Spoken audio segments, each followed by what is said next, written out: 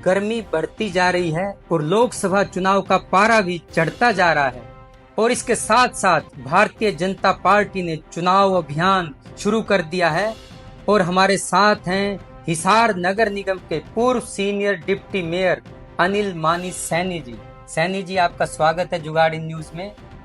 बड़े जोर शोर से प्रचार चल रहा है भाजपा का, तो हम ये जानना चाहेंगे कि जैसे बार बार दावा किया जा रहा है 400 पार, तो इस बात में कितना दम है, कितनी सत्यता है?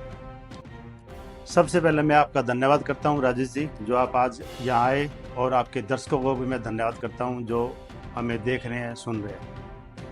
मोदी जी ने जो जो काम किए, देश की जनता ने तो उस पर विश्वास किया ही किया है उन पर, वर्ल्ड ने भी उनका लोहा माना है। और जैसे उन्होंने 370 धारा तोड़ी है और राम मंदिर का निर्माण किया है, चाहे इंफ्रास्ट्रक्चर का भी काम हो, जनधन का काम हो, महिलाओं के लिए उज्ज्वला योजना हो, कि सबसे जो किसानों को उन्होंने सम्मान निधि देने का काम करा है, आदरणीय प्रधानमंत्री जी ने दिया है, उनके सभी कामों को देखते हुए जब भी इस बार लोग कह रहे हैं इस बार भारतीय जनता पार्टी 370 और एनडीए गठबंधन 400 पार, तो मतलब आपको लगता है कि बात सही सिद्ध हो सकती है? बिल्कुल, ये 110% सिद्ध होगी।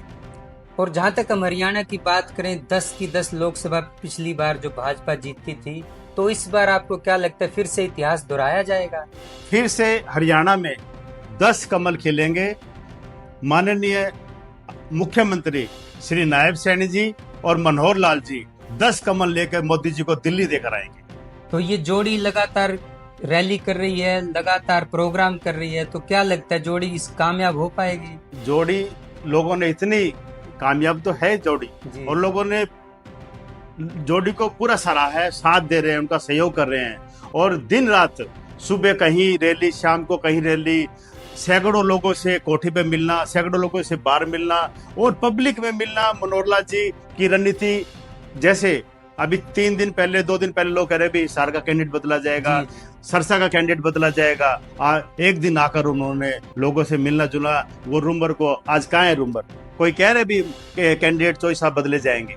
तो जैसे उन्होंने एकदम लोगों से मिला, बताया, तो ये अफवाहें थी विपक्ष की कि उनके अभी तक खुद के कैंडिडेट नहीं हुए, भी हमारा कैंडिडेट कौन होगा, क्योंकि उनके अलग अलग गुट बने हुए हैं। और उनका भी कोई, अगर वो जिससे ही पूछते हैं भाई आप चुनाव लड़ेंगे, उन्होंने कहा मैं चुनाव नहीं लड़ूंगा, तो उनका भी तय ही नहीं हुआ।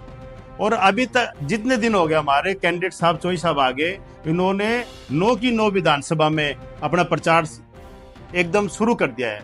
अनिल जी, जैसे कि बार बार चर्चा में आ रहा है कि रणजीत जी को जब टिकट दी गई तो और भी बड़े बड़े दावेदार थे भाजपा के, तो कहीं ना कहीं मनमुटाव लगता है कि अब भी है कि वो चाहते हमें मिलनी चाहिए थी लेकिन मिल गई टिकट किसी और को। देखो ऐसा है राजेश जी, राजनीति में हर आदमी की महत्वाकांक्षा होती है। जी। अब मैं भी चुनाव लड़ना चाहता हूँ, आपके फील्ड में आप भी सोचे मेरे 2 चैनल और चले, मेरे को मौका मिले, तो हर आदमी चाहता है। लेकिन पार्टी की जो स्ट्रेटेजी रणनीति है उसके तहत कैंडिडेट उतारा गया है, और ये ऊपर केंद्रीय नेतृत्व का फैसला है, और जो प्रदेश का नेतृत्व है वो उसका सम्मान करता है।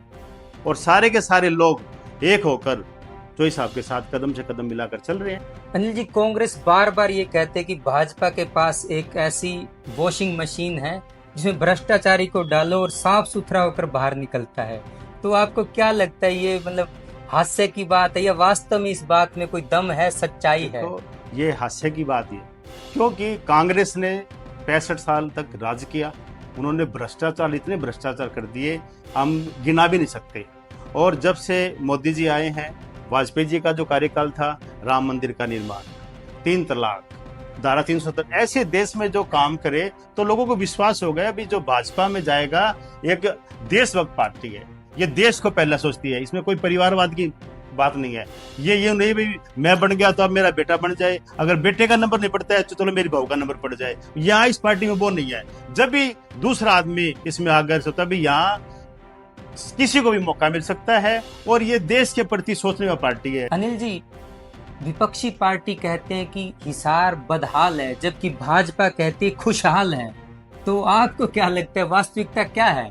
मैं राजेश जी आपको ज्यादा नहीं कहूंगा, आप हुड्डा सरकार के 10 साल के कार्यकाल हिसार के अंदर और हमारे 9.5 साल के कार्यकाल आप दे सकते हो, क्योंकि आप लोग भी शहर के हो, हम भी शहर के हैं, कितने और ब्रिज बने हैं, कितने रोड बने हैं, कितने जो चौक चौराहे हैं उनका रिनोवेशन का काम हुआ है। और सड़कें का तो अब क्या, ये तो रूटीन के काम में होते रहते हैं।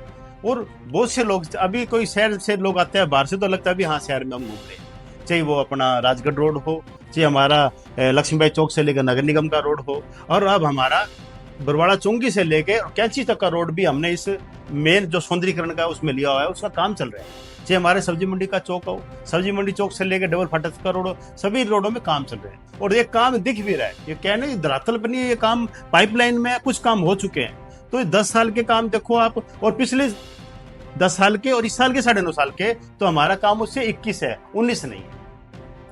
अनिल जी ने विभिन्न विषयों पर बड़ी बेबाक राय रखी है, अपने विचार रखे हैं। तो जुड़े रहिए जुगाड़ी न्यूज के साथ।